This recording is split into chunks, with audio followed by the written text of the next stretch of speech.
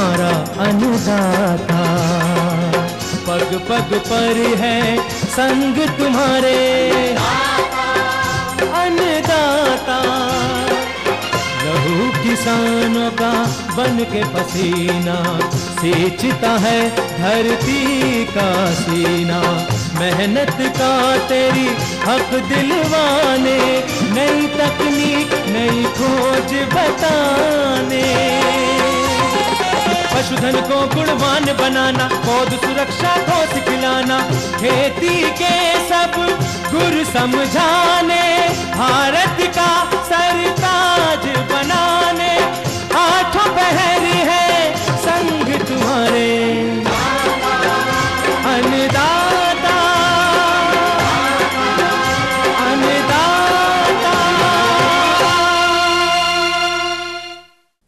नमस्कार, मैं राधिका कौशिक आप सभी दर्शकों का अन्नदाता कार्यक्रम में स्वागत करती हूं।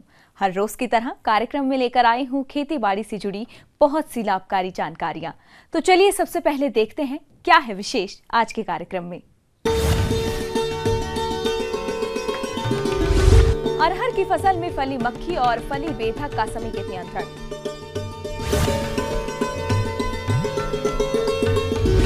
आंवला की अधिक उपज देने वाली किस्में और वैज्ञानिक तकनीक से रोपाई।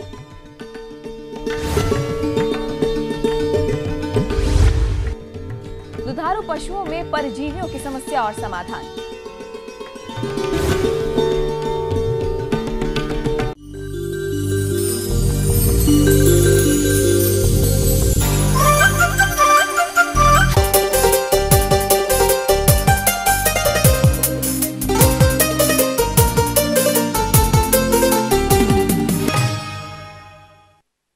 अरहर की फसल उत्तर प्रदेश में लगभग 30 लाख एकड़ से भी अधिक रकबे में बोई जाती है और इस समय अरहर की फसल 1.5 से 2 माह की हो रही है।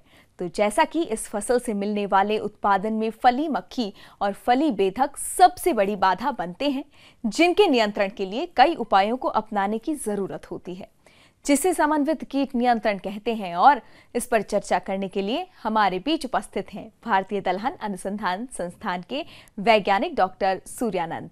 आपका अरहर में पर्याक्रमण करने वाले कीड़ों में 2 कीट बहुत प्रमुख हैं। पहला है फली बेधक, दूसरा फली मक्खी। ये फली बेधक किसान भाई बहुत जानते हैं, उसको बोलते हैं सूडी। ये अरहर में बहुत प्रमुख कीट है। कम से कम आपका उत्पादन में 40 से लेकर के 60% तक है, उत्पादन कम करने वाले हैं। इसको कैसे पहचाना जाए?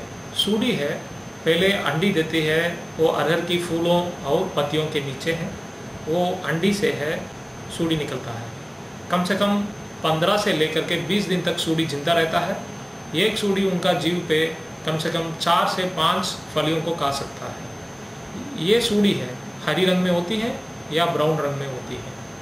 ये सूडी आपका फली में छेद करके अंदर जो भी दाने हैं उसको खा जाता है। किसान भाइयों, जैसा कि आप जानते हैं, अरहर को सबसे अधिक हानि पहुंचाने वाला कीट फली बेधक है, जिसकी मादा फसल में फूल और फलियां आते समय ही आपको उड़ती हुई दिख जाएंगी, जो कि पत्तियों और फलियों पर अंडे देती है और इन अंडों से लार्वा निकलकर फलियों को खाना प्रारंभ कर देते हैं। और हमारे अधिकतर किसानों का ध्यान इसी समय फसल पर जाता है। ऐसे में हमारे किसान रसायनों के छिड़काव की तरफ भागते हैं, जबकि ऐसे मिले जुले कार्य हैं जिसे अपनाने से आपकी फसल में इन कीटों का प्रकोप बहुत कम होगा या होगा ही नहीं। तो वे कौन कौन से जरूरी कार्य हैं, आइए जानते हैं। इसको प्रबंधन कैसे किया जाएगा? पहला है ग्रीष्मकालीन में जुताई करना। ग्रीष्मकालीन में जुताई करने के वजह से जो भी कवशक हैं ये सूडी का, वो मिट्टी के अंदर ये नाश होता है। इस वजह से आपका सूडी का जीव चक्र में ब्रेक होता है। दूसरा है इसके प्रबंधन के लिए अरहर के साथ जोवर मिलाकर उगा सकते हैं। इसके अलावा कुछ ऐसे भी उपाय हैं जिसे खड़ी फसल में अपनाकर फली बेधक और फली मक्खी का नियंत्रण किया जा सकता है। इसके लिए आप विभिन्न ट्रैपों का प्रयोग कर सकते हैं। फेरोमोन ट्रैप एक ऐसा ट्रैप है जिसमें मादा कीट की गंध होती है, जिसमें नर कीट आते हैं और फंस जाते हैं। इस ट्रैप का प्रयोग कलियां बनते समय करें और 1 हेक्टेयर में 8 से 10 ट्रैप लगाएं। यदि एक ट्रैप में 3 दिन में 4 से 5 कीट फंसने लगे तो समझ लें कि इन कीटों का प्रकोप होने वाला है। ऐसे में ट्रैपों की संख्या दोगुनी कर दें, जिससे इन पर नियंत्रण पाया जा सके। इसके अलावा आप रात को प्रकाश जाल का भी प्रयोग कर सकते हैं। ये प्रकाश जाल 1 हेक्टेयर में 10 से लेकर के 12 तक लगा सकते हैं।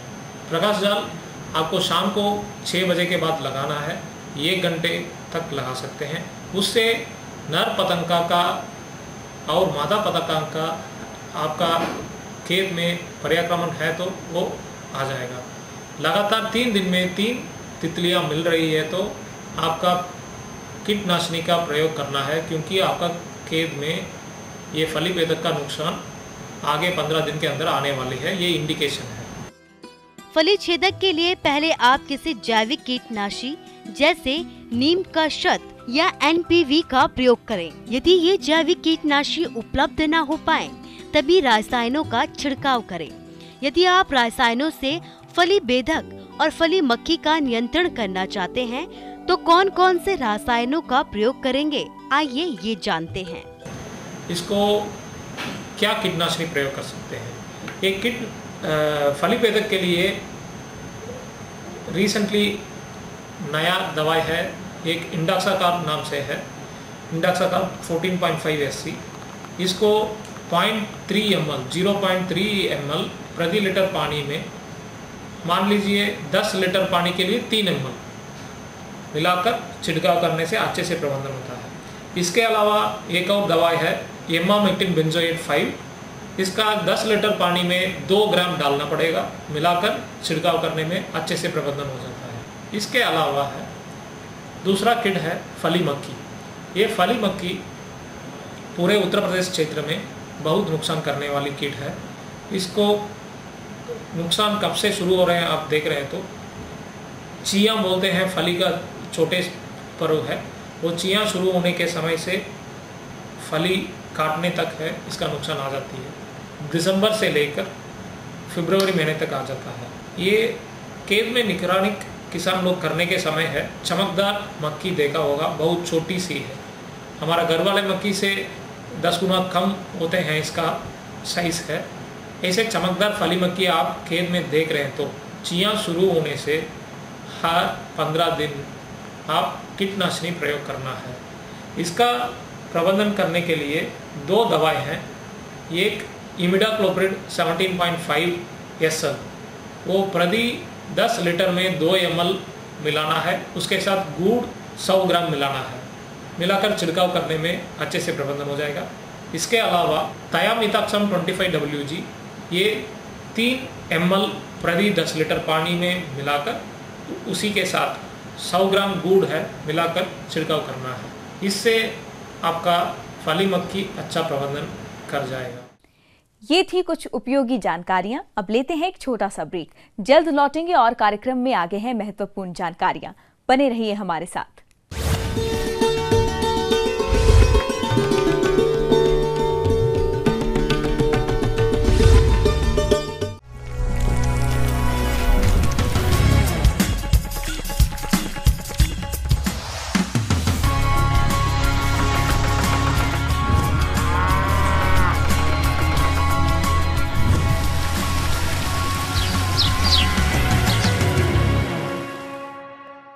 ब्रेक के बाद एक बार फिर से आप सभी दर्शकों का अन्नदाता कार्यक्रम में स्वागत है।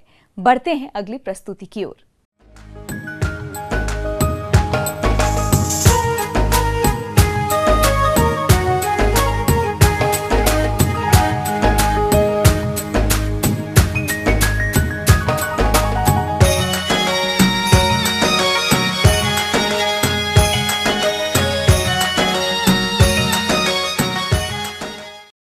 आंवला की बागवानी अपने प्रदेश के लगभग सभी क्षेत्रों में की जाती है और जिन किसानों ने आंवला के बाग लगा रखे हैं वे इनसे अच्छी आय भी ले रहे हैं।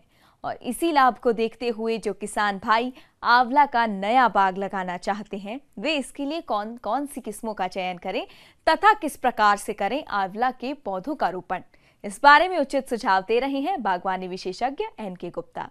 जिन किसान भाइयों ने बगीचे लगाने की तैयारियां कर रखी है, अपने गड्ढे खोद रखे हैं, तो अब गड्ढे भरने का समय आ गया है। तो किसान भाई अपने जो फलदार पौधों के लिए जो विशेष रूप से अपन जो आंवला की बात करें, आंवला में जिन्होंने 6 बाई 6 मीटर पर या 8 बाई 8 मीटर पर 3 फुट गहरे 3 फुट चौड़े जो गड्ढे खोद रखे हैं, उनमें 20 से 25 किलो गोबर की खाद, 1 किलो सिंगल सुपर फास्फेट, 50 ग्राम क्विनोल फॉस, उसको अपन पाउडर मिला के और उसको गड्ढे को अच्छी तरह से भर देवे है। किसान भाइयों, नए बाग की स्थापना के लिए गुणवत्ता युक्त पौधे की प्राप्ति के लिए कुछ महत्वपूर्ण बिंदुओं पर अवश्य ध्यान दें, जैसे कि पौधे स्वस्थ एवं विश्वसनीय पौधशाला से ही खरीदें एवं पौधे अधिक आयु के नहीं होने चाहिए। यह देख लें कि पौधे की जड़ें अच्छी तरह हैं या नहीं, साथ ही मिट्टी की पिंडी टूटने न पाए। और एक किसान भाई पौधे लाते समय ये ध्यान रखें कि जितने पौधे उनको खेत में लगाने हैं उससे 25% अधिक पौधे लाए, ताकि लाते समय जो पौधे अपने मर जाते हैं, ख़त्म हो जाते हैं, तो उनका उसी समय अपन एक्स्ट्रा पौधे को लाने के लिए अलग से खड्डा खाली नहीं रह सके। तो आंवले के लिए अपन जब बात करते हैं तो आंवले में मुख्य रूप से NA7 और चकैया, ये 2 किस्में ऐसी किस्में जो हमारे क्षेत्र के लिए बड़ी उपयुक्त किस्में हैं, और इनमें आंवलों की साइज़ भी अच्छी आती है, इनकी डिमांड भी अच्छी रहती है, आंवलों में शाइनिंग भी अच्छी रहती है। अतः किसान भाइयों, इन दोनों किस्मों के पौधे आप किसी भी रजिस्टर्ड पंजीकृत नर्सरी से, चाहे सरकारी नर्सरी हो, प्राइवेट है, तो अगर कोई पंजीकृत नर्सरी है तो वहाँ से पौधे लाकर अपने खेत में रख लेवे। अतः मैं किसान भाइयों से कि पौधे आप ला के रख लेवे और किसी छाया में रखें। आपको पौधे पे जो लगी हुई थैली है उसको अच्छी तरह से हटा के और फिर पौधे को गड्ढे के बीचों बीच मध्य में लगा देते हैं। अगर पौधा आपको 2-3 फुट से ज़्यादा बड़ा है तो उसको अपन नीम की टहनी के द्वारा उस पर सहारा लगा देते हैं, ताकि लगाने के बाद में पौधे ज़्यादा हिला डुले नहीं।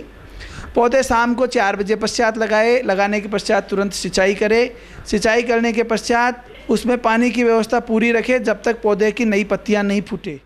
फलों के बागों की घेराबंदी। जिस भूमि में बाग लगाना है उसकी घेराबंदी एक आवश्यक पहलू है, जिससे बाग की सुरक्षा की जा सके। ये कार्य फलों के लगाने के पूर्व ही संपन्न कर लेना चाहिए। वायु अवरोधक वृक्षों की रोपाई। बाग के वृक्षों को आंधी तूफान से काफी क्षति होती है। इससे बचाने के लिए बाग के चारों तरफ अवरोधक वृक्ष जैसे आम, जामुन, शीशम आदि के पौधों को कम दूरी पर सघन लगाते हैं, जो कि हवा के झोंकों को रोककर मुख्य वृक्षों को आंधी तूफान से बचाते हैं। इस तरह से अपन बगीचे लगाकर, नए पौधे लगाकर आप आंवले के बगीचे की स्थापना कर सकते हो। आगे और भी हैं कुछ रोचक जानकारियां, पर यहाँ पर रुकेंगे एक और ब्रेक के लिए। जल्द हाजिर होते हैं।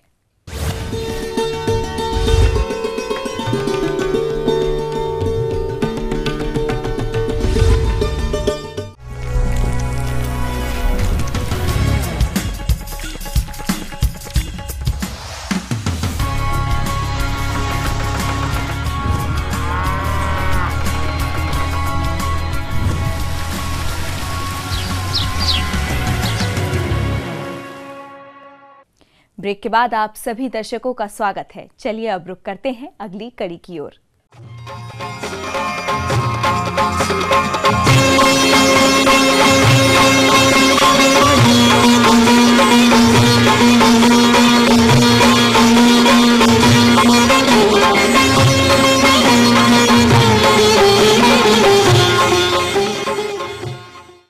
दुधारू पशुओं में पेट के कीड़ों और उनके शरीर पर जूं, किलनियों की समस्या आती रहती है, जिसके कारण ये पशु ना तो ठीक से आहार खाते हैं, ना ही अच्छा दूध उत्पादन दे पाते हैं।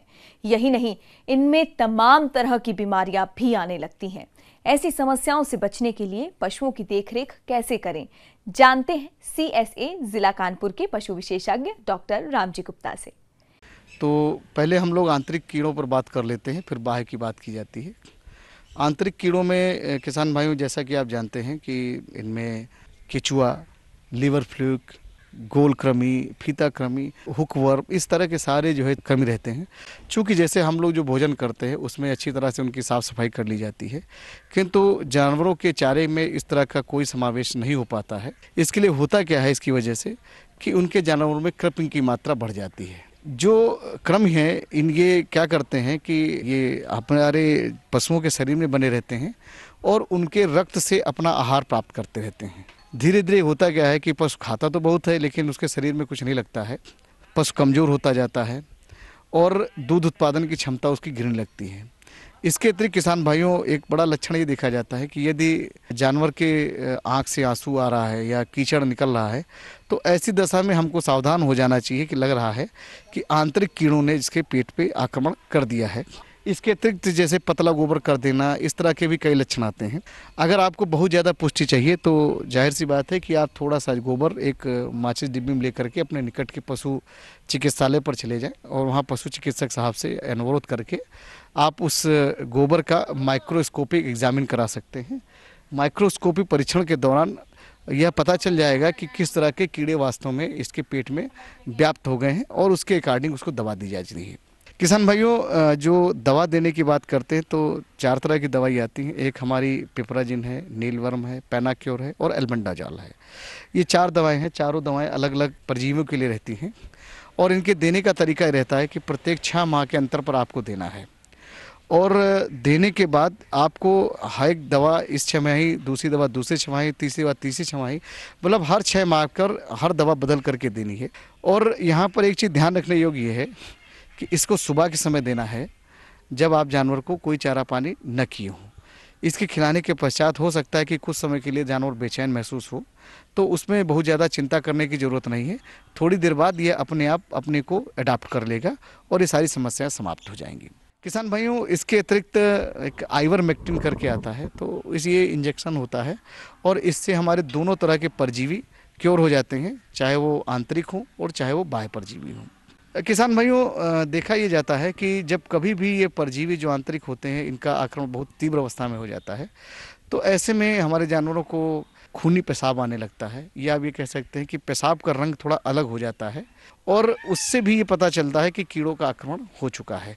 इसको हम टिक फीवर या खूनी पेशाब इस तरह की बीमारियों का नाम देते हैं।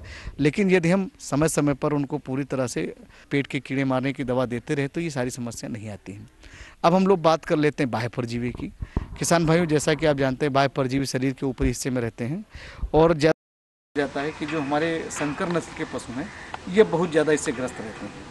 इसमें होता क्या है, जैसे किलनी है, चिचड़ी है, जू है, ये सारी चीज़ें रहती हैं और ज़्यादातर उन जगहों पर जो थोड़ा सा छिपी होती हैं, जैसे थन के आसपास या अगली और पिछली टांगों के नीचे जो है, ये सारी चीज़ें आपको दिखाई पड़ेंगी। किसान भाइयों, जहाँ तक इनके मारने का सवाल है तो इसमें एक नाम की जो दवा होती है, ये बड़े जानवरों के लिए 1 लीटर पानी में 2 ढक्कन दवा डालनी होती है और छोटे जानवरों के लिए 2 लीटर पानी में 1 ढक्कन दवा डालनी होती है। दवा डालने के पश्चात किसान भाइयों जानवर को मुसिक्का लगा करके उनका मुंह बंद कर दें और मुंह बंद करने के बाद उनके शरीर को कपड़े से या टाट से अच्छी तरह से भिगो दें। भिगोने के बाद धूप में खड़ा कर दें। ये अन्य पशुओं से अलग मानना, क्योंकि अगर किसी पशु ने उसके शरीर को चाट लिया तो उसके लिए हानिकारक हो सकता है। इसके पश्चात जैसे जैसे धूप लगेगी, पानी सूखेगा, वो सारी किलनी चिचड़ी उसके शरीर से मर करके झड़ जाएंगी। किसान भाइयों, लेकिन होता क्या है कि जो किलनी चिचड़ी होते हैं ये खून तो जानवर के शरीर का पीते हैं, लेकिन जब अंडे देना होता तो ज़मीन पर उतर आते हैं। तो एक चक्र चलता रहता है कि वो खून पीने के लिए जानवर शरीर पहुँचे, उसके बाद अंडा दिए, अंडा दे करके फिर शरीर पहुँच गए। तो इस चक्र को तोड़ने के लिए ज़रूरी है कि यदि आपका जानवर फर्श पे आप बांधते हैं या ईंटों पे बांधते हैं तो ईंटों के बीच की दरार, उसमें जो है आप दवाई ज़रूर डाल दें। इसके अलावा जो आपका पशुगृह है उसमें कोने पर या छप्पर है तो छप्पर के ऊपर इस तरह की दवाइयों का अवश्य छिड़काव कर दें। यदि आपने पूरा पक्का बना रखा है तो जहाँ पर फर्श ख़त्म होता है उसके आगे करीबन 6 इंच की गहराई में गुड़ाई कर दें। वो गुड़ाई करने के बाद में फॉलीडाल या कोई भी इंसेक्टिसाइड धूल या जो आपकी जो ब्यूटॉक्स दवा बच गई है, इसको गुड़ाई करने के पश्चात ज़मीन को अच्छी तरह से तर कर दें। तो तराई करने से क्या होगा कि जो ज़मीन में अंडे कीड़े रह गए हैं तो वो सारे के सारे नष्ट हो जाएंगे और ये चक्र टूट जाएगा और इससे हमारा जानवर कुछ दिनों के लिए बाह्य परजीवियों से मुक्त हो जाएगा। किसान भाइयों, यदि हम इन परजीवियों का अच्छी तरह से सफलतापूर्वक नियंत्रण कर लेते हैं तो जो हम चारा दाना दे रहे हैं उसका शरीर में भरपूर इस्तेमाल होता है और दुग्ध उत्पादन भी बढ़ी हुई अवस्था में प्राप्त होता है।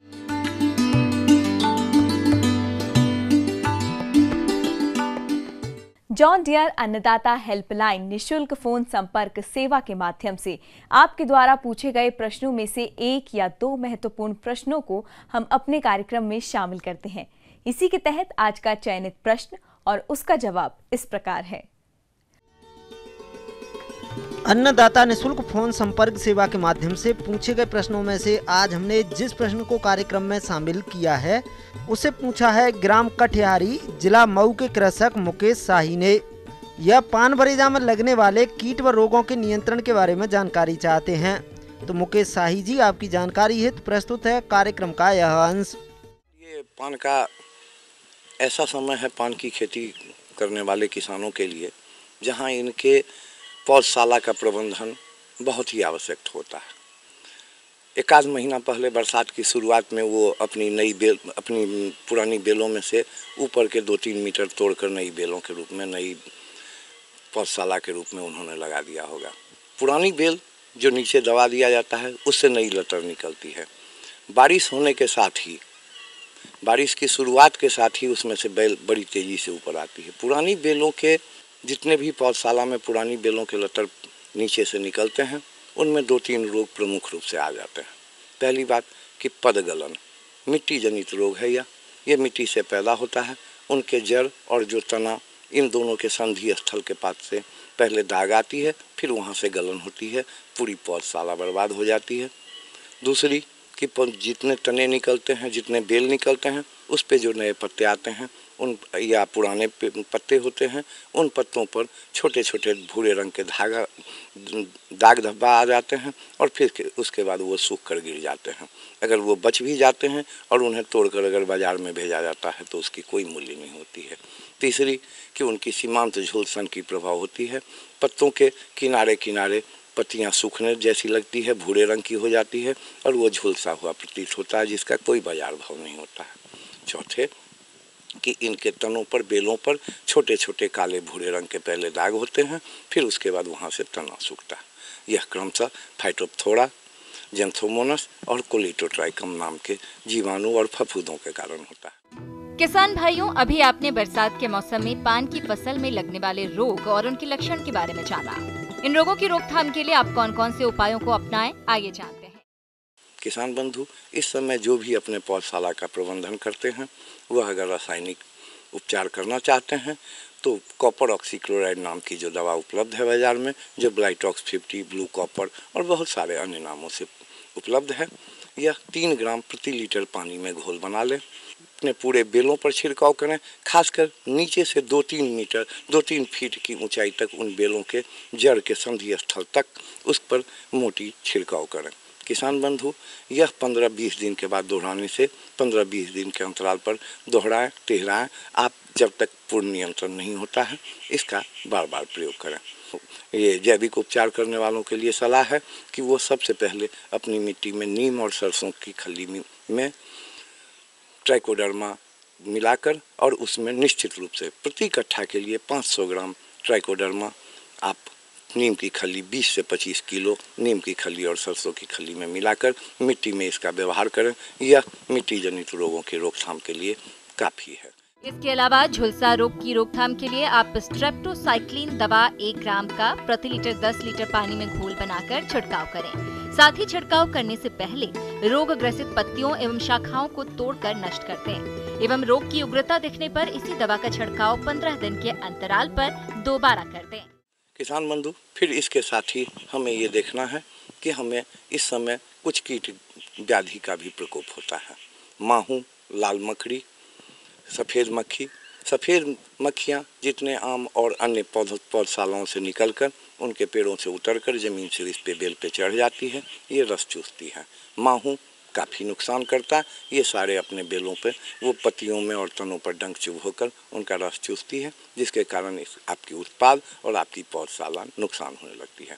किसान बंधु, मैं कभी भी सलाह नहीं देना चाहूँगा कि आप रासायनिक उपचार करें। इसके लिए सबसे आसान है कि एजेडिरेक्टिन नीम का तेल जो उपलब्ध है बाजार में, बहुत सारे 10,000 ppm तक हैं। आप इसमें से किसी की 5 ml मात्रा प्रति लीटर पानी में घोलकर 1 हफ्ता के अंतराल पर 2 बार 3 बार छिड़काव करेंगे तो ये निश्चित रूप से ये सारे कीटों पर आपका नियंत्रण होना शुरू हो जाएगा। किसान बंधु, थोड़ी सी इसे पोषक तत्वों की भी ज़रूरत होती है। बढ़वार का समय है। 1% 10 ग्राम प्रति लीटर पानी में यूरिया और इसके साथ जिंक सल्फेट 2 ml प्रति लीटर पानी में मिलाकर अगर इसका पतली परत में अगर आप छिड़काव करते हैं तो पौधों की बढ़वार भी काफ़ी अच्छी होगी और ये पौधा स्वस्थ और निरोग भी रहेगा।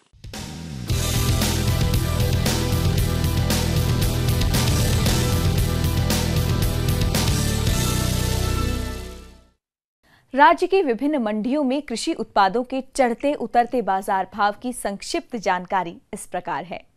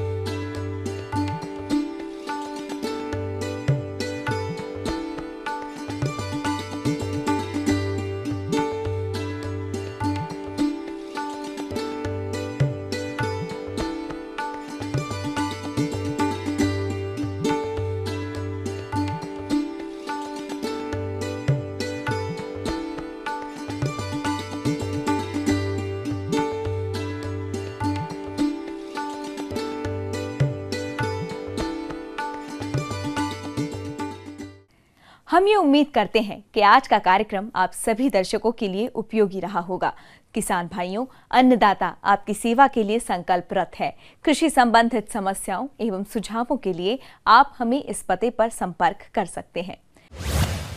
प्रोड्यूसर अन्नदाता, ETV, Uttar Pradesh, Uttarakhand, Ramoji film city, Hyderabad 501512। साथ ही आप हमें ईमेल भी कर सकते हैं। हमारा ईमेल है p18annadata@nw18.com। इसके अतिरिक्त आप हमें जॉन डियर निःशुल्क हेल्पलाइन नंबर 180041922155 पर सोमवार से शनिवार सुबह 10 से शाम 4 बजे के बीच संपर्क कर सकते हैं। अब आइए देखते हैं कल दिखाए जाने वाले कार्यक्रम की मुख्य झलकियां। शरदकालीन गन्ने की भरपूर पैदावार देने वाली किस्में और उन्नत बुवाई तकनीक। गिनिया फाउल पक्षी का पालन है छोटे किसानों के लिए कम लागत में लाभकारी व्यवसाय। फिलहाल अन्नदाता की पूरी टीम को इजाजत दीजिए। कल फिर इसी समय आपसे मुलाकात होगी कृषि संबंधित कुछ और महत्वपूर्ण जानकारियों के साथ। नमस्कार।